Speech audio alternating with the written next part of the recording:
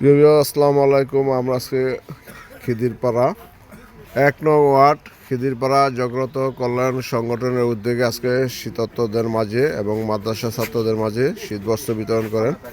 আজকে আমরা এই সংগঠনের যে সভাপতি মহোদয়ের কাছে জানতে চাইব। ভাই আসসালামু আলাইকুম।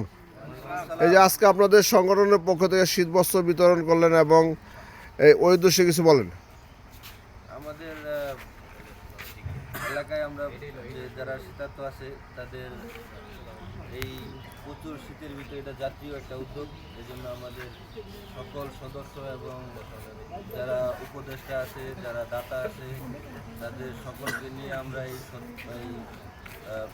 শীতবস্ত্র অনুষ্ঠানটা আমরা পরিচালনা করতেছি। এমনকি আমাদের গ্রামে যারা আর্থিকভাবে অসচ্ছল আছে তাদের পাশে দাঁড়ানোর জন্য আমরা এই কাজটা করতেছি আমাদের এলাকার যুবকদের নিয়ে। এই কাজ আমাদের হতে থাকবে ইনশাআল্লাহ। ধন্যবাদ ভাই। আমি একটু জানতে চাইবো, আপনাদের যে শীতবস্ত্র বিতরণ করলেন এবছর, এটা কি ধারাবাহিকতা থাকবে না পরবর্তী কি চিন্তা ভাবনা আপনাদের? ইনশাআল্লাহ আমাদের সমাজের প্রত্যেকটা উন্নয়ন কাজেই আমরা সহযোগিতা। ধন্যবাদ। আন্তরিকভাবে ধন্যবাদ জানাচ্ছি